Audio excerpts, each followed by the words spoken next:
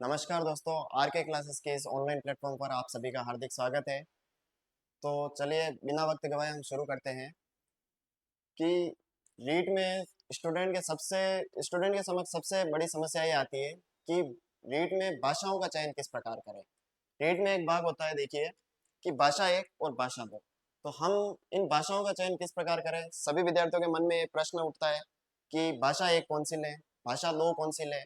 और बहुत से विद्यार्थी यही नहीं जान पाते हैं कि हम किस भाषा का चयन करें जिससे अच्छे नंबर ला सकें। तो चलिए इस डाउट को हम क्लियर करते हैं। तो देखिए, रीट जो हमारी राजस्थान सरकार कराती है, दो स्तर पर कराती है। एक तो है लेवल 1 और रीट लेवल 2। रीट लेवल 1 जो होती है, ये मुख्यतः कक्षा 1 से 5 तक की होती है। और जो रीट लेवल 2 जो होती है, वह कक्षा 6 से 8 तक की होती है। अब यदि आप रीट लेवल 1 क्लियर करके अध्यापक बनोगे तो आप कक्षा 1 से 5 तक के विद्यार्थियों को पढ़ाओगे। और यदि आप रीट लेवल 2 का 2 की परीक्षा पास करके पढ़ोगे और आप अध्यापक बनोगे तो कक्षा 6 से 8 तक के विद्यार्थियों को आप पढ़ाओगे। उसके बाद चलिए हम देखते हैं, हमारा जो मुख्य टॉपिक है उससे नहीं भटकते हैं। अब देखिए, अगर रीट के सिलेबस को मोटे मोटे तौर पर अगर बांटे तो 4 भागों में समझा जा सकता है।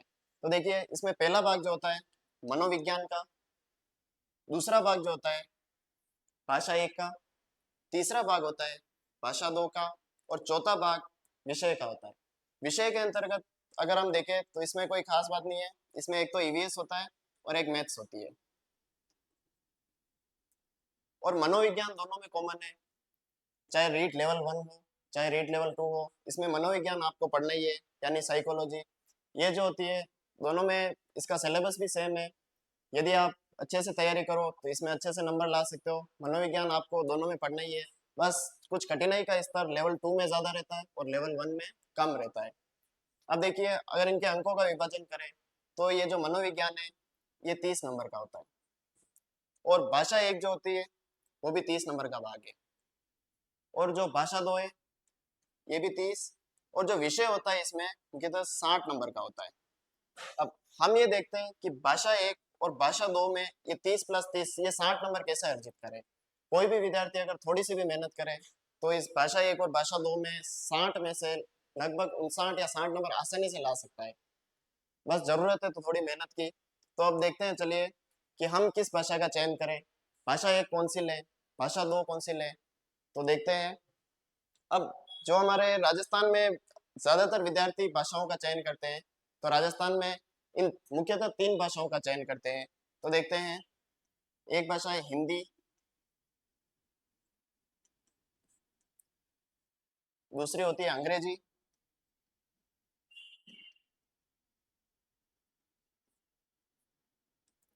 और तीसरी भाषा है संस्कृत। और इसके अलावा अन्य भाषाएं भी होती हैं, जैसे पंजाबी, गुजराती, उर्दू, ये भी भाषाएं हैं। पर ये भाषाएं कम ही विद्यार्थी चयन करते हैं, तो यहाँ मैं लिख देता हूँ अन्य भाषाएं। और अगर भाषा दो की बात करें तो भाषा वन और भाषा दो में भाषाएं सेम ही होती है। तो भाषा दो में भी इन तीनों भाषाओं को लिख देते हैं, देखिए, हिंदी, अंग्रेजी, संस्कृत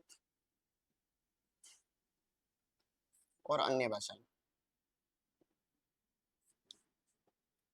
अब विद्यार्थी के मन में प्रश्न उठता है कि इन सभी भाषाओं में से हम किस भाषा का चयन करें, हम कौन सी भाषा लें जिससे हमारे अच्छे नंबर आ सके और अच्छे नंबरों से रीट पास कर सके हम। तो देखिए, ज्यादातर विद्यार्थी जो राजस्थान, अपना जो राजस्थान क्षेत्र है वह हिंदी भाषी क्षेत्र है। वैसे तो भाषा राजस्थानी बोली जाती है, पर सामान्य व्यवहार में यदि कार्यालयों में देखा जाए तो हिंदी का ही इस्तेमाल करते हैं। तो विद्यार्थी, और हिंदी जो है हम बचपन से पढ़ते आ रहे हैं, हर कक्षा में पढ़ते आ रहे हैं, तो हिंदी हर विद्यार्थी लेता ही है। तो देखिए, इन यदि आप भाषा वन के रूप में चयन करना है तो सबसे पहले आपको ये देखना है कि भाषा वन का सिलेबस क्या है और भाषा वन में किस प्रकार का सिलेबस है, भाषा टू में किस प्रकार का सिलेबस है। तो मैं आपको क्लियर कर देना चाहता हूँ कि भाषा वन जो है, इसमें मुख्यतः व्याकरण आती है, ठीक है, और भाषा दो है, इसमें व्याकरण के साथ साथ साहित्य भी आता है। तो आपको ये देखना है कि मुझे किस भाषा पे पकड़ है, मुझे व्याकरण अच्छी आती है यानी आपको हिंदी की व्याकरण अच्छी आती है तो आपको हिंदी का चयन करना है भाषा एक के रूप में। यदि आपको अंग्रेजी ग्रामर ग्रामर अच्छी आती है इंग्लिश की तो आपको भाषा वन के रूप में अंग्रेजी का चयन करना है। और यदि आपको संस्कृत व्याकरण अच्छे से आती है तो आपको भाषा एक के रूप में संस्कृत का चयन करना है। तो देखिए ज्यादातर विद्यार्थी क्या करते हैं कि भाषा एक के रूप में हिंदी का ही चयन करते हैं। कारण ये कि एक तो इसमें व्याकरण आती है और व्याकरण हम पहली कक्षा से पढ़ते आ रहे हैं और छोटी कक्षाओं में भी हम पढ़ चुके हैं व्याकरण, और लगातार कांटेक्ट में हमारे हिंदी व्याकरण और व्याकरण के साथ साथ शिक्षण विद्या है जो भाषा एक और भाषा दो दोनों में हमें पढ़नी होगी। इसके अलावा देखिए कि भाषा एक जो है व्याकरण का भाग अधिक है और भाषा दो, चलो मान ले कि किसी विद्यार्थी ने भाषा एक में हिंदी भाषा एक के रूप में हिंदी को अपना स्थान दिया है। अब वह भाषा दो में किस भाषा का चयन करें, तो देखते हैं। भाषा एक में उसने हिंदी ले ली तो देखिए भाषा दो में अब वो कोई किसी विद्यार्थी के मन में ये प्रश्न आता है कि भाषा दो में क्यों ना मैं हिंदी ले लूं, तो ये ऐसा पॉसिबल नहीं है दोस्तों, क्योंकि यदि आपने भाषा एक में हिंदी का चयन कर लिया है तो आपको भाषा दो के रूप में हिंदी के अलावा किसी अन्य भाषा का चयन करना होगा। वैसे सामान्यतः विद्यार्थी भाषा एक में हिंदी का चयन कर ही लेते हैं और तैयारी भी कर लेते हैं, पर भाषा दो में सबसे बड़ा प्रश्न ये उठता है उनके कि भाषा दो के रूप में किस भाषा का चयन करें। अब विद्यार्थी के मन में ये दो भाषा रहती है, एक तो रहती है अंग्रेजी, एक रहती है संस्कृत। तो देखिए ज्यादातर विद्यार्थी ये सोचते हैं कि मैं संस्कृत ले लूं। कारण ये क्योंकि हिंदी और संस्कृत का व्याकरण सेम है। जैसे समास इसमें भी है, समास संस्कृत में भी है, संधि हिंदी में भी है, संधि संस्कृत में भी है। तो विद्यार्थी ये देखते हैं कि मैं हिंदी के साथ क्यों ना संस्कृत ले लूं, तो मेरे हिंदी की व्याकरण की तैयारी के साथ साथ संस्कृत की भी तैयारी हो जाएगी। पर यह बात गलत है। यदि आप मेरी राय माने तो आप भाषा एक के रूप में हिंदी का ही चयन करें और भाषा दो में आप पे डिपेंड है कि आपको कौन किस भाषा का चयन करना है। यदि आपको लग रहा है कि मेरी संस्कृत अच्छी है, मुझे संस्कृत में रुचि है, तो आपको क्या करना है, भाषा दो में संस्कृत का चयन कर सकते हैं। और यदि आपको थोड़ी बहुत भी इंग्लिश आ रही है तो आपको अवश्य ही भाषा दो में इंग्लिश का चयन करना चाहिए। कारण ये क्योंकि देखिए विद्यार्थी ये सोचते हैं कि दोनों में सेम है व्याकरण, हिंदी व्याकरण और संस्कृत व्याकरण सेम है, पढ़ लेंगे साथ साथ पढ़ लेंगे। पर आप यदि हिंदी व्याकरण कंप्लीट कर लेते हैं तो आपको संस्कृत व्याकरण अलग से पढ़नी होगी। कारण ये है क्योंकि संस्कृत व्याकरण अपने आप में एक अलग ही है। हिंदी व्याकरण पढ़ के आप संस्कृत व्याकरण नहीं कर सकते हैं। आपने अगर संस्कृत व्याकरण अच्छे से पढ़ रखी है तो आप हिंदी व्याकरण अच्छे से कर सकते हैं। तो देखते हैं, यदि आपको संस्कृत व्याकरण पहले से आती है तो आप हिंदी और संस्कृत ले सकते हैं। भाषा एक के रूप में आप हिंदी का चयन करें, भाषा दो में संस्कृत का चयन करें। पर यदि आपको संस्कृत भी नहीं आ रही है और थोड़ी बहुत इंग्लिश आ रही है, क्योंकि इंग्लिश हम पढ़ते आ रहे हैं, तो आप भाषा एक में हिंदी ले लें और भाषा दो में इंग्लिश ही लें। क्योंकि पिछले आप पेपर उठा के देखोगे तो संस्कृत के मुकाबले जो इंग्लिश के पेपर आए थे वो सरल आए थे, और जिन विद्यार्थियों ने इंग्लिश ली थी उनके नंबर भी अच्छे आए थे रीट में। कारण ये था क्योंकि विद्यार्थियों के समक्ष ये परेशानी रहती है, ना तो उनको संस्कृत आती है ढंग से, ना अंग्रेजी आती है। हिंदी तो चलो थोड़ी बहुत सबको आती है, और विद्यार्थी क्या करते हैं कि हिंदी के साथ संस्कृत ले लेते हैं और संस्कृत उन्हें आती नहीं है। इंग्लिश होते हैं उनको बिल्कुल नहीं आ रही है, तो वो क्या करते हैं संस्कृत ले लेते हैं और संस्कृत में उनका उनके अच्छे नंबर आ नहीं पाते हैं। तो मेरी राय आप अगर मानो तो आप हिंदी के साथ भाषा दो के रूप में अंग्रेजी का चयन करें। भाषा एक के रूप में हिंदी लें और भाषा दो के रूप में अंग्रेजी का चयन करें। और वो अब आप पे डिपेंड है कि यदि आपको थोड़ी बहुत भी संस्कृत आ रही है तो आप संस्कृत ले सकते हैं, बाकी आप अंग्रेजी का ही चयन करें। इसके अलावा देखिए, अब दूसरी शर्त ये है कि आपको देखना है कि आपको आगे जाके किसका शिक्षक बनना है। आपको लग रहा है कि मुझे आगे जाके संस्कृत का शिक्षक बनना है, मुझे थर्ड ग्रेड का एग्जाम संस्कृत से देना है और मैं संस्कृत का अध्यापक बनना चाहता हूँ, तो फिर आप अंग्रेजी का चयन ना करें। क्योंकि अध्यापक बनने के लिए, किसी भी विषय का अध्यापक बनने के लिए आपको निम्नलिखित शर्तें पूरी करना अनिवार्य होती है, जैसे मैं बता देता हूँ। देखिए, यदि मान ले कि आपको हिंदी का अध्यापक बनना है, यदि आपको हिंदी का अध्यापक बनना है तो ये दो शर्तें पूरी होनी चाहिए। एक तो आपके ग्रेजुएशन में हिंदी सब विषय रहा हो, ग्रेजुएशन में हिंदी विषय हो,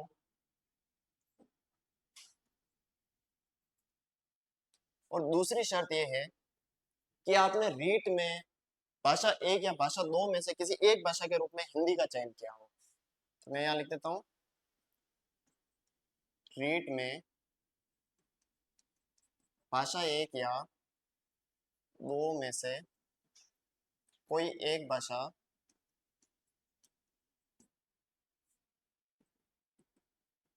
हिंदी रही हो। तो चलिए, और यही शर्त दूसरे विषयों पर भी लागू होती है। यदि आपको इंग्लिश का टीचर बनना है तो आपको क्या करना है कि आपके ग्रेजुएशन में इंग्लिश रहा हो और रीट में आपने भाषा एक या भाषा दो में से इंग्लिश ली हो। यदि आपको संस्कृत का अध्यापक बनना है तो संस्कृत में भी ये अनिवार्य होता है कि आपके ग्रेजुएशन में संस्कृत विषय रहा हो और रीट में भी भाषा एक या भाषा दो में से आपके कोई एक विषय संस्कृत रहा हो। तो चलिए, अब विद्यार्थी देखते हैं कि अधिकतर विद्यार्थी अपने विवेक अनुसार भाषा का चयन करते हैं। आप दूसरों के कहे अनुसार या कोई बता दे उसके अनुसार आप भाषा का चयन ना करें। आप अपने अंतर्मन में जाके, जैसे मेरे हिसाब से भाषा एक के रूप में आपको हिंदी भाषा का ही चयन करना चाहिए। रही बात भाषा दो की, जिसमें साहित्य का भाग होता है, कुछ व्याकरण होता है और इसके अलावा शिक्षण विद्या भी होती है, तो आपको मेन जो विद्यार्थी के मन में जो प्रश्न उठता है कि भाषा दो कौन सी ले, भाषा वन के रूप में तो वो हिंदी ले लेते हैं। तो आपको भाषा दो के रूप में अंग्रेजी या संस्कृत में से एक भाषा चुननी है। यदि आपको उर्दू, पंजाबी, गुजराती ये अगर अच्छे से आती हो तो आप वो भाषा भी ले सकते हैं, उसमें अच्छे नंबर ला सकते हैं। पर हिंदी और अंग्रेजी, हिंदी के अलावा आपको अंग्रेजी और संस्कृत में से किसी एक भाषा का चयन करना है। वो अपने आप में जाके और देखे मुझे कौन सी भाषा आ रही है। वैसे अंग्रेजी सरल पड़ती है और संस्कृत आपको अगर आ रही है तो आपके लिए सरल ही पड़ेगी। तो चलिए, अब हम देखते हैं कि इनका सिलेबस क्या है।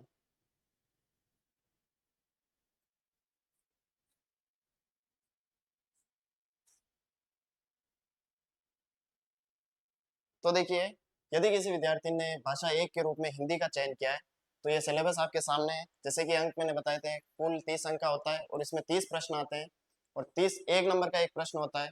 और यदि आप थोड़ी सी भी मेहनत करें तो आसानी से 30 में से 30 नंबर भाषा एक हिंदी के रूप में आप आसानी से ला सकते हैं और रीट में अच्छी मार्किंग कर सकते हैं। और भाषा दो में भी आप संस्कृत लो चाहे अंग्रेजी लो तो आप अच्छे नंबर ला सकते हैं। भाषा एक ऐसा पोर्शन है जिसमें आप अच्छी मार्किंग कर सकते हैं। तो चलिए देखते हैं, भाषा वन हिंदी। अब देखिए, ये सिलेबस आपके सामने है। अब ये जो सिलेबस है इसको मुख्यतः देखें तो इसको भी दो भागों में बांटा जा सकता है। सबको लगता है कि हिंदी हिंदी में केवल व्याकरण होगा, पर ये जो सिलेबस है ये मुख्यतः दो भागों में है। यदि आप यहाँ से देखें तो देखिए, यहाँ से लगा के ये वाला भाग जो है व्याकरण का भाग है।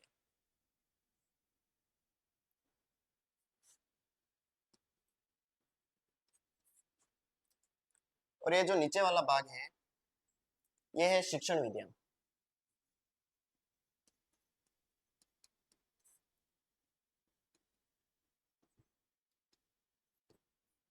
अब आप सोचते होंगे कि मैं तो व्याकरण पढ़ के हिंदी में अच्छे नंबर ले आऊंगा, शिक्षण विद्या की क्या जरूरत है। बहुत से विद्यार्थी ये सोचते हैं कि शिक्षण विद्या तो आसान पड़ती है, इसमें चार पांच प्रश्न आते होंगे वो हल कर लेंगे। पर ऐसा नहीं है दोस्तों। आपको क्या करना है कि जितना ध्यान व्याकरण पे दे रहे हो उसके साथ ही आपको शिक्षण विधियों पे ही देना है। क्योंकि ये जो व्याकरण वाला भाग है इसमें लगभग 15 प्रश्न आते हैं। 15 प्रश्न इसमें आते हैं व्याकरण वाले भाग में और 15 ही प्रश्न शिक्षण विधियों के आते हैं। तो आपको क्या करना है कि शिक्षण विधियों पर ही उतना ध्यान देना है जितना आप व्याकरण पे देते हो। बहुत से विद्यार्थी यही गलती कर बैठते हैं कि वो केवल हिंदी व्याकरण पढ़ के जाते हैं और सोचते हैं कि अच्छे नंबर ले आएंगे। पर साथ ही शिक्षण विद्या भी पढ़नी आवश्यक होती है, क्योंकि आप पिछले साल के पेपर उठा के देखोगे तो लगभग 15 से 16 प्रश्न या 14 भी हो सकते हैं जो व्याकरण के आते हैं और 15 ही प्रश्न इस शिक्षण विधियों के भी आते हैं। तो हम देखते हैं, विस्तृत रूप से देखते हैं कि ये सिलेबस क्या है। तो देखिए, इसमें पहला पॉइंट दे रखा है। अब देखिए, इसमें पहला पॉइंट दे रखा है, एक अपठित गद्यांश से निम्नलिखित व्याकरण संबंधित प्रश्न। यानी आपको एक अपठित गद्यांश दिया जाएगा और उसमें पूछा जाएगा उसी में, उसी गद्यांश में से निम्नलिखित ये जो पॉइंट दे रखे हैं उससे प्रश्न आएंगे। जैसे देखिए, शब्द ज्ञान, शब्द ज्ञान में पहला है तत्सम और तद्भव। यानी तत्सम जो संस्कृत के शब्द थे वो हिंदी में आ गए ऐसे शब्दों से लेकर आपको प्रश्न पूछा जाएगा। और तद्भव जो संस्कृत के शब्द थे और धीरे धीरे उनमें परिवर्तन हो गया और हिंदी में आए, ऐसे शब्द तद्भव शब्द कहलाते हैं। तो आपको मन से नहीं करना है, ऊपर एक अपठित गद्यांश देंगे और उसी गद्यांश में से आपको तत्सम या तद्भव शब्द पूछ लिया जाएगा और उसी में से आपको ढूंढ के हल करना है। तत्सम तद्भव, उसके बाद देशज और विदेशी शब्द। देशज शब्द उसे कहते हैं जो हमारे देश के यानी हमारी भाषा के, और विदेशी शब्द जो दूसरी भाषाओं से हमने प्राप्त किए। ऐसे शब्दों का अध्ययन जो हिंदी में किया जाता है वो विदेशी शब्द पूछेंगे। और अगला देखिए पर्यायवाची। पर्यायवाची आप जानते ही हो, इसमें हिंदी में सामान्यतः सभी विद्यार्थी जानते हैं। पर आपको देखो पर्यायवाची में क्या होता है कि विद्यार्थी बहुत ही गहरा अध्ययन कर लेते हैं या विद्यार्थी सोचते हैं कि क्या पढ़े और क्या छोड़े। तो पर्यायवाची बहुत सारे होते हैं। हम आपको यहाँ पे आर के क्लासेस के ऑनलाइन प्लेटफॉर्म पर बहुत से ऐसे पर्यायवाची शब्द बताएंगे जो पिछली परीक्षाओं में पूछे गए और सामान्यतः पूछे जाते हैं। तो ऐसे पर्यायवाची हम बताएंगे। उसके अलावा देखिए विलोम शब्द। आप सभी जानते हैं, जैसे पूर्व में ही आप परिचित होंगे विलोम शब्द क्या होते हैं, जिनका विपरीत अर्थ निकलता हो, विलोम शब्द कहलाते हैं। तो ये भी इसी अपठित गद्यांश में से पूछेंगे। और देखिए उसके बाद है एकार्थी शब्द। एकार्थी शब्द यानी ऐसे शब्द जो क्या है एक ही अर्थ हो, उनका या तो लगता हो एक ही हो और अलग भिन्न भिन्न प्रकार से। पर्यायवाची जो शब्द है उन्हीं का एक रूप होता है ये। और आगे देखिए उपसर्ग और प्रत्यय। उपसर्ग यानी जो शब्दांश के शुरू में लगकर नए शब्द का निर्माण करते हैं, उपसर्ग कहलाते हैं। इन्हीं उपसर्ग और प्रत्यय में से एक प्रश्न आएगा, या तो उपसर्ग से भी आ सकता है या एक प्रश्न प्रत्यय से भी आ सकता है। तो आपको दोनों पढ़ के जाना है। आगे देखते हैं इसी अपठित गद्यांश में से आपको एक संधि से संबंधित प्रश्न आएगा और एक समास से संबंधित प्रश्न आएगा, एक संज्ञा से संबंधित। संज्ञा, सर्वनाम, विशेषण, विशेष्य, इससे एक प्रश्न आता ही है, एक एक प्रश्न आता ही है। आप ध्यान से पढ़ के जाए। संज्ञा से हर बार एक प्रश्न पूछते हैं, सर्वनाम से एक प्रश्न पूछते हैं, विशेषण से एक प्रश्न पूछते हैं और विशेष्य यानी जिसकी विशेषता बताई जाए उससे ही एक प्रश्न पूछते हैं। इसी अपठित जो गद्यांश होगा उसमें कोई कहानी दे दी जाएगी और ऐसी कोई घटना का वर्णन कर दिया जाएगा। उसी से आपको विशेषण और विशेष्य ढूंढने, कोई बाहर से नहीं ढूंढने। फिर देखिए अब ये वाक्यांश के लिए एक शब्द, जैसे इंग्लिश में वन वर्ड जो बोलते हैं वही शब्द हिंदी में वाक्यांश के लिए एक शब्द कहते हैं। ये इसी अपठित गद्यांश में होगा जो आपको खोजना होगा। उसके बाद देखिए शब्द शुद्धि, यानी ऐसे कोई 4 शब्द दे देंगे जिसमें 3 अशुद्ध होंगे और एक शुद्ध होगा। तो उसमें आपको शुद्ध शब्द का चयन करना होगा। या कुछ इस प्रकार से प्रश्न दे दिया जाएगा कि निम्नलिखित में से कौन सा युग्म शुद्ध शब्दों का है। तो ऐसे दे देंगे। वैसे रीट में सामान्य से प्रश्न आते हैं शब्द शुद्धि के। तो देखिए ये पॉइंट 1 कंप्लीट हो गया। इसमें सामान्य जो व्याकरण है ये पॉइंट 1 में कवर हो जाती है। आप देखते हैं कि इसमें तत्सम, तद्भव, देशज, विदेशी शब्द, पर्यायवाची, विलोम, एकार्थी, उपसर्ग, प्रत्यय, संधि, समास, संज्ञा, सर्वनाम, विशेषण, विशेष्य, अव्यय, वाक्यांश के लिए एक शब्द और शब्द शुद्धि। ये लगभग व्याकरण का लगभग पूरा पोर्शन ये कवर कर रहा है पॉइंट 1, जो एक अपठित गद्यांश में से पूछेंगे। और उसके अलावा अगर हम देखें दूसरा पॉइंट देखें तो देखिए एक अपठित गद्यांश में से निम्नलिखित बिंदुओं पर प्रश्न, यानी दूसरे पॉइंट के अंतर्गत भी एक अपठित गद्यांश दे दिया जाएगा। तो उसमें से आपको क्या क्या ढूंढना है, देखिए रेखांकित शब्दों का अर्थ स्पष्ट करना, यानी आपको ऐसे शब्द दे दिए जाएंगे, एक पूरी लाइन दे दी जाएगी और उस वाक्य में कुछ शब्दों को रेखांकित किया जाएगा और उसमें उनके अर्थ पूछ लिए जाएंगे, जो इसी अपठित गद्यांश में से आपको खोज के निकालने हैं। ठीक है। उसके बाद देखिए वचन, काल और लिंग ज्ञात करना, यानी उस अपठित गद्यांश में से आपको वाक्य दे दिया जाएगा और बताएंगे कि आपको वर्तमान काल से भूतकाल में परिवर्तित करना है, भूतकाल से भविष्य काल में परिवर्तित करना है। ऐसे वचन और काल संबंधित प्रश्न आएंगे। लिंग संबंधित प्रश्न आएंगे, निम्नलिखित में से कौन से लिंग की अशुद्धि है, या लिंग की दृष्टि से निम्नलिखित में से कौन सा शब्द अशुद्ध है। और वचन संबंधित प्रश्न आएंगे, एक वचन बहुवचन संबंधित ऐसे प्रश्न पूछेंगे कि कौन सा शब्द बहुवचन का है, कौन सा शब्द एक वचन का है। इस प्रकार से प्रश्न पूछेंगे। अगला देखिए दिए गए शब्दों का वचन, काल और लिंग बदलना, यानी ये उसी प्रकार का प्रश्न है। इसमें ये पूछेंगे कि शब्द दे देंगे आपको और उसमें पूछेंगे कि इसको एक वचन से बहुवचन में बदलिए, या इस शब्द का बहुवचन रूप क्या होगा, या दिए गए शब्द का एक वचन रूप क्या होगा। उसके अलावा उसका लिंग बदलना, जैसे कुछ पुल्लिंग का शब्द दे दिया जाएगा और आपको बोलेगा कि इसका स्त्रीलिंग रूप क्या होगा, या निम्नलिखित में से कौन सा शब्द स्त्रीलिंग है, निम्नलिखित में से कौन सा शब्द पुल्लिंग है, इस प्रकार से कुछ प्रश्न पूछेंगे। अगला देखिए, राजस्थानी शब्दों के हिंदी रूप, यानी कुछ राजस्थानी शब्दावली आपको पढ़नी होगी, राजस्थानी शब्द दे दिए जाएंगे और उसका हिंदी में अर्थ क्या होता है वो आपको निकालना है। तो देखिए पॉइंट 2 क्लियर है। इसके बाद देखिए तीसरा पॉइंट, तीसरा पॉइंट है वाक्य रचना, यानी आपको वाक्यों का अध्ययन करना है कि वाक्य जरूरी नहीं है आपको अंदर से ही पूछे। रीट में सामान्यतः ये होता है कि परिभाषा ही पूछ लेते हैं, कई बार ऐसा होता है कि ऊपर से ही प्रश्न उठा लेते हैं। विद्यार्थी क्या है, गहन अध्ययन करके जाते हैं व्याकरण का और प्रश्न आ जाते हैं परिभाषाओं में से, प्रकार में से, इसी प्रकार से प्रश्न आ जाते हैं। तो आपको वाक्य रचना तो पढ़नी ही है, वाक्य किस सरल वाक्य, संयुक्त वाक्य, इस प्रकार के वाक्य आपको दे दिए जाएंगे, पर उससे पहले आपको परिभाषाएं, उनके प्रकार, ये सब कंप्लीट करने हैं। उसके बाद देखिए वाक्य के अंग, यानी वाक्य के कितने अंग हो गए, इस प्रकार से कोई प्रश्न पूछेंगे। वाक्य के प्रकार, पदबंध, मुहावरे, लोकोक्तियां और विराम चिन्ह, यानी इसके साथ ही आपको कुछ मुहावरे भी रटने होंगे। मुहावरे और लोकोक्तियां आपकी, आप ये सोच रहे हो कि आपको गहन अध्ययन करना होगा, मुहावरे और लोकोक्तियां तो बहुत सारे हैं, हम किसका अध्ययन करें।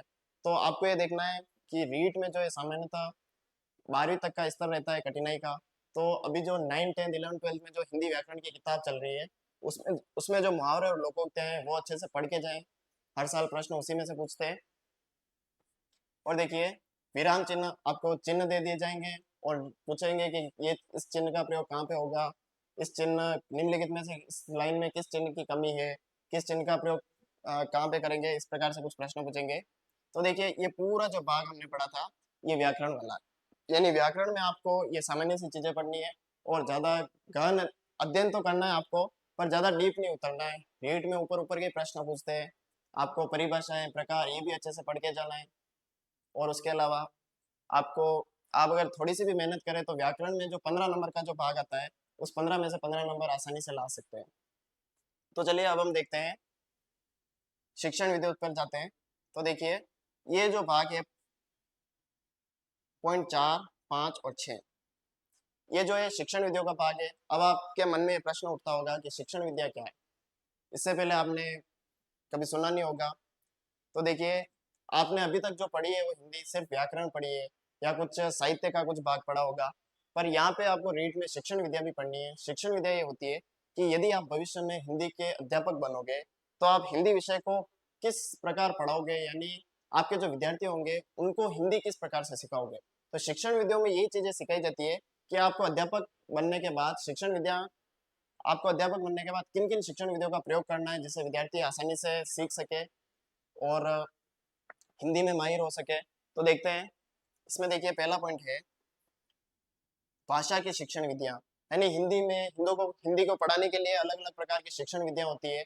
तो आपको क्या करना है कि इसमें किताब में दे रखी होती है बहुत सारी शिक्षण विधियां, तो आपको सभी शिक्षण विधियां पढ़ के जाना है और किस जगह किस शिक्षण विधि का प्रयोग करेंगे, इस संबंधित प्रश्न आते हैं कि आपको पूछ लेगा कि निम्नलिखित, यानी विद्यार्थी की आपको कंडीशन बता देंगे और उसमें बताएगा कि आप किस शिक्षण विधि का प्रयोग करेंगे, यानी यदि कोई विद्यार्थी सुनने में असमर्थ है तो आप किस शिक्षण विधि का प्रयोग करेंगे, इस प्रकार से प्रश्न आते हैं इसमें।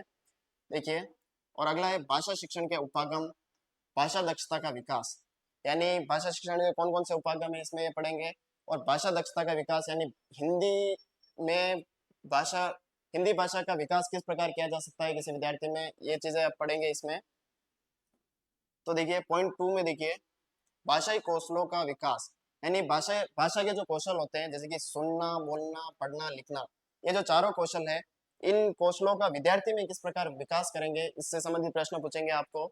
और नेक्स्ट देखिए हिंदी भाषा शिक्षण में चुनौतियां, यानी यदि आप भविष्य में हिंदी भाषा के शिक्षक बनेंगे तो आपके समक्ष कौन कौन सी चुनौतियां आएगी। जैसे कुछ विद्यार्थी होते हैं जो तुतलाते हैं, तोतले बोलते हैं, तो उनको आप हिंदी कैसे सिखाओगे, हिंदी के वर्ण कैसे सिखाओगे, हिंदी के शब्दों का उच्चारण किस प्रकार किया जाता है, उनको कैसे सिखाओगे। तो यानी यहाँ इसमें इससे संबंधित जो प्रश्न आते हैं इसमें ये पढ़ना है आपको कि हिंदी भाषा पढ़ने में कौन कौन सी चुनौतियां आती है, इससे संबंधित प्रश्न आते हैं। अगला देखिए शिक्षण अधिगम, यानी आपको पढ़ाना कैसे, इसमें ये चीज सीखनी है, यानी हिंदी भाषा को आप कैसे पढ़ाओगे, ये चीज इससे संबंधित कुछ प्रश्न आएंगे आपके।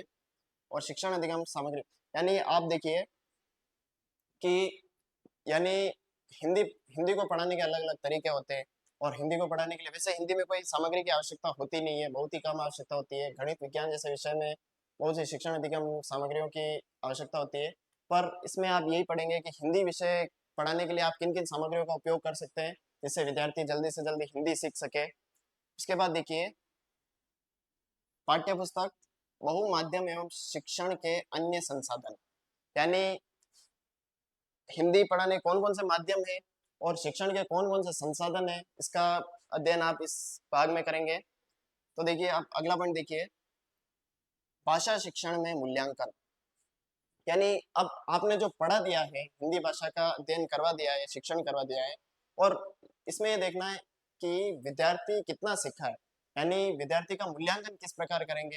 यानी अलग अलग विषय में अलग अलग तरीके से मूल्यांकन करते हैं, जैसे गणित विषय का मूल्यांकन अलग तरीके से करते हैं, विज्ञान विषय का अलग तरीके से करते हैं, पर जो भाषा के जो विषय हैं उनका मूल्यांकन आप किस प्रकार करेंगे, ये चीजें इसमें सीखेंगे।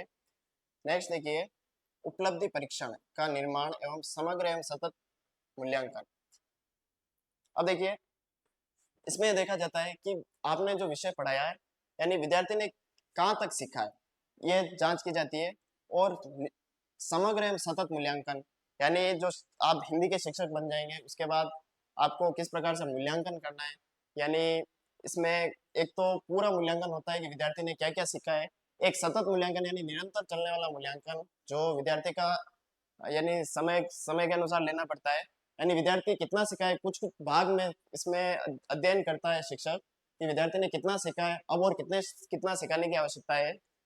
नेक्स्ट देखिए, उपचारात्मक शिक्षण, यानी इसमें ये देखते हैं कि विद्यार्थी ने जो सीखा है उसमें क्या कमियां रह गई है और क्या समस्याएं आ रही है, उनका उपचार किस प्रकार से किया जाए। यानी कोई विद्यार्थी तोतला बोल रहा है तो उस तोतलेपन को कैसे दूर किया जाए, इस प्रकार के शिक्षण की व्यवस्था इसमें की गई है, तो ये पढ़ेंगे। और देखिए, लास्ट लाइन इसमें देख लीजिए, बहुविकल्प प्रश्नों का मापदंड कक्षा 6 से 8 तक के राज्य सरकार द्वारा निर्धारित पाठ्यक्रम सत्र जो भी हो, जैसे अभी 2024-25 होगा, पाठ्य पुस्तकों एवं वस्तु के आधार पर होगा। यानी अभी जो स्कूलों में जो किताबें चल रही है, 6ठी से 8वीं तक की जो किताबें चल रही है, उसके अनुसार उसका पाठ्यक्रम होगा उन्हीं किताबों में से। लेकिन कठिनाई का स्तर सीनियर सेकेंडरी यानी कक्षा 12 तक की पाठ्य पुस्तकों का होगा। यानी पाठ्यक्रम तो कक्षा 6 से 8 तक के विषय 6 से 8 तक की कक्षाओं तक का है, लेकिन जो कठिनाई का स्तर है वो 12वीं तक का पूछ सकते हैं।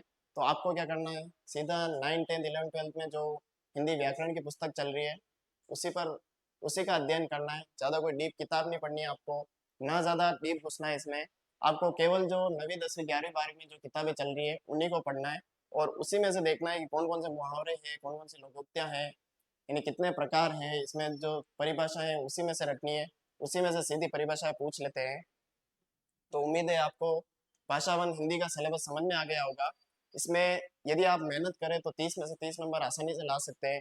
15 नंबर की व्याकरण आती है और 15 ही नंबर की शिक्षण विद्या आती है।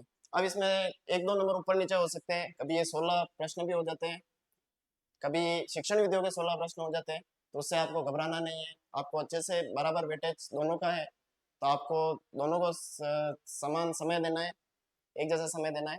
अब देखिए, वैसे तो ज़्यादातर विद्यार्थी भाषा एक में हिंदी का चयन करते हैं, पर मैं आपको भाषा दो में हिंदी का सिलेबस क्या है वो भी बता देता हूँ। यानी भाषा एक में हमने देखा है कि इसमें व्याकरण ही व्याकरण थी, अपठित गद्यांश थे, उसी में से व्याकरण से संबंधित प्रश्न थे, और शिक्षण विद्या थी। तो देखिए, भाषा दो का मैं बता देता हूँ। अब देखिए, यदि आप भाषा दो के रूप में हिंदी का चयन करते हैं, वैसे विद्यार्थी कम ही भाषा दो में हिंदी का चयन करते हैं, पर कुछ विद्यार्थी ऐसे होते हैं जो जिनकी इंग्लिश परफेक्ट होती है और इंग्लिश ग्रामर अच्छे से आती है, तो वो क्या है, लैंग्वेज वन इंग्लिश चूज कर लेते हैं और लैंग्वेज टू में हिंदी का चयन करते हैं। तो देखते हैं इसमें क्या है। तो देखिए, इसमें भी यही है, आधा भाग जो है व्याकरण और साहित्य क्या है, इसमें देखते हैं व्याकरण साहित्य, और जो आधा भाग है वो है शिक्षण विद्या।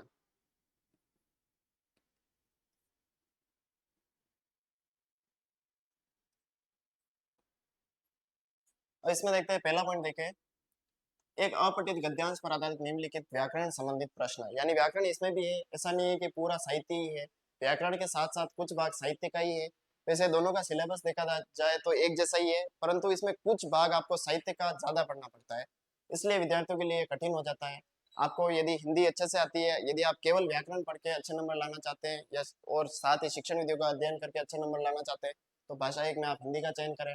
पर यदि आपने भाषा एक में किसी अन्य भाषा का चयन कर लिया है और आप भाषा दो में हिंदी लेते हैं, तो आपको देखिए जैसे अपठित गद्यांश इसमें भी आएगा, और इसमें देखिए साथ ही साथ वर्ण विचार, वर्ण विश्लेषण, जो कि भाषा वन में जो हिंदी थी उसमें ये सब चीजें नहीं थी, इसमें आपको वर्ण विचार भी पढ़ना है, यानी कितने प्रकार के वर्ण होते हैं, कौन कौन से वर्ण होते हैं, उनका अध्ययन करेंगे, वर्ण का विश्लेषण करेंगे।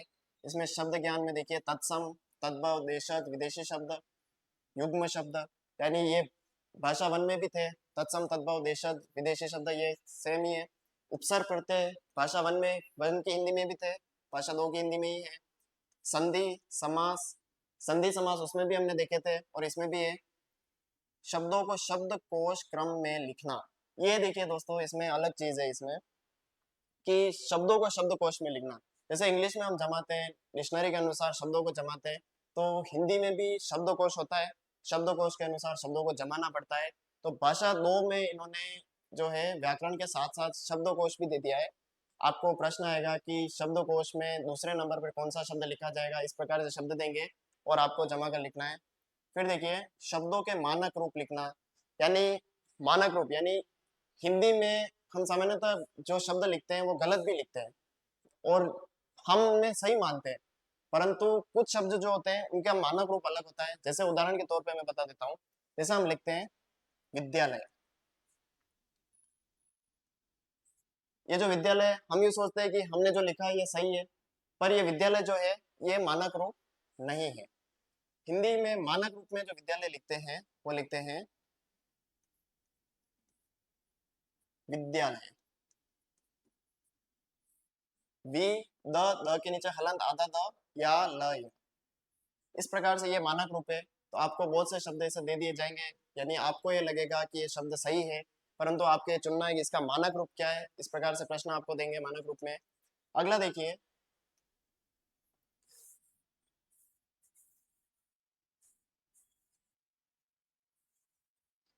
संज्ञा सर्वनाम विशेषण क्रिया। तो देखिए संज्ञा सर्वनाम विशेषण क्रिया, इसमें नई चीज क्या है, संज्ञा उसमें भी थी, भाषा वन में भी थी, सर्वनाम उसमें भी था, विशेषण उसमें भी था, इसमें क्रिया विशेषण और चीजें, और क्रिया लिंग वचन काल, इसमें देखिए नई चीजें नजर आ रही है कि इसमें क्रिया भी है। उसमें संज्ञा सर्वनाम विशेषण विशेष्य था, लिंग वचन काल ये सभी चीजें थी, इसमें जो है क्रिया एक नई चीज है। तो देखिए लगभग सेम ही है वैसे। अब पॉइंट दो देखते हैं, एक अपठित पद्यांश पर आधारित निम्नलिखित बिंदुओं पर प्रश्न, यानी अब भाषा वन में क्या था, दोनों गद्यांश ही थे और गद्यांश में से ही आपको व्याकरण से संबंधित प्रश्न पूछ रहे थे। अब भाषा दो में क्या करना आपको, एक तो गद्यांश देंगे, गद्यांश से व्याकरण से संबंधित प्रश्न आएंगे, जो कि लगभग भाषा एक और भाषा दो में सेम ही है। भाषा दो में आप देखेंगे कि एक अपठित पद्यांश देंगे, गद्यांश नहीं दोस्तों ये पद्यांश है, जैसे कविता, ये जो होता है कविता, दोहा, सोटा, चौपाई, ये सभी पद्यांश में आते हैं। तो इसमें देखिए कुछ भी आपको दे देंगे, उसमें कुछ कविता दे दी तो उसमें आपको उसका भाव सौंदर्य स्पष्ट करना है, विचार सौंदर्य, नाच सौंदर्य, शिल्प सौंदर्य और जीवन दृष्टि, यानी एक कुछ कविता दे देंगे आपको और उस कविता में आपको भाव सौंदर्य बताना है या विचार सौंदर्य, इस प्रकार से कुछ प्रश्न आएंगे। तो वैसे आएंगे एमसीक्यू ऑब्जेक्टिव प्रश्न ही आएंगे, उसमें से एक का चयन करके जो आपको उचित लगे उसका चयन करना है। तो ये भाग जो है भाषा एक की हिंदी के सिलेबस से भाषा दो का सिलेबस अलग है, यानी ये भाग आपको एक्स्ट्रा पढ़ना है। उसके अलावा देखिए तीसरा पॉइंट देखेंगे वाक्य रचना। वाक्य रचना उसमें भी थी, वाक्य के अंग ये भी हम डिस्कस कर चुके हैं, वाक्य के भेद, पदबंध, मुहावरा और लोकोक्तियां, ये जो भाषा वन में जो थी मुहावरे, लोकोक्तियां, वाक्य रचना, ये भाषा वन में भी थी, भाषा दो में भी आपको ये सब चीजें पढ़नी है। नेक्स्ट देखिए कारक चिन्ह, ये देखिए ये चीज अलग है, कारक चिन्ह उसमें नहीं थे, इसमें आपको कारक चिन्ह भी पढ़ने हैं। अब ये विराम चिन्ह, विराम चिन्ह उसमें भी थे। राजस्थानी मुहावरों का अर्थ व प्रयोग, यानी ये चीज उसमें थी, राजस्थानी शब्दावली का हिंदी में रूप, यानी राजस्थानी शब्दावली दे देंगे, उसमें राजस्थानी शब्द देंगे, उसका हिंदी रूप बताना है। और इसमें क्या करना है कि भाषा दो में राजस्थानी मुहावरों का अर्थ व प्रयोग, यानी आपको कुछ राजस्थानी मुहावरे देंगे, उनका अर्थ बताना है और उनका वाक्य में प्रयोग करना है, इससे संबंधित प्रश्न आएंगे। तो देखिए ये बात पूरा था व्याकरण और साहित्य का। अब देखते हैं शिक्षण विधियों में भाषा शिक्षण की विधि, भाषा शिक्षण के उपागम, भाषाई दक्षता का विकास, जो कि भाषा वन में हम चर्चा कर चुके हैं। ये की ये लाइन इसी में भी लिख रखा है। फिर भाषाई कौशलों का विकास, सुनना, बोलना, पढ़ना, लिखना, शिक्षण अधिगम सामग्री, पाठ्य पुस्तक, बहुमाध्यम एवं शिक्षण के अन्य संसाधन। यानी ये हूबहू वैसा ही है जैसा भाषा वन में हमने देखा था। अब अगला पॉइंट देखिए, भाषा शिक्षण के मूल्यांकन, सुनना, बोलना, पढ़ना, लिखना, जो भाषा वन में भी हम चर्चा कर चुके हैं वो की वो चीजें इसमें भी, सुनना, बोलना, पढ़ना, लिखना। उपलब्धि परीक्षण का निर्माण, जो कि भाषा वन के सिलेबस में भी हमने देखा था। समग्र एवं सतत मूल्यांकन और उपचारात्मक शिक्षण, ये सभी चीजें दोनों में सेम ही है। और लास्ट में वो की वो लाइन लिख रखी है कि कक्षा 6 से 8 तक राज्य सरकार द्वारा निर्धारित पाठ्यक्रम सत्र 2024-25 पाठ्य पुस्तकों एवं पाठ्य वस्तु के आधार पर होगा। यानी 6 to 8 तक जो भी किताबें चल रही है उनके अनुसार पाठ्यक्रम होगा, और उनके जो कठिनाई का स्तर है वह 12वीं तक का होगा। उम्मीद है आपको ये सिलेबस समझ में आया होगा, और हम आशा करते हैं कि अब आपके मन में कोई डाउट नहीं रहे होंगे। यदि अब भी आपके मन में कोई डाउट है तो आप हमारे आर के क्लासेस की टीम से संपर्क करके पर्सनल मैसेज कर सकते हैं और आप अपना डाउट निकाल सकते हैं। धन्यवाद।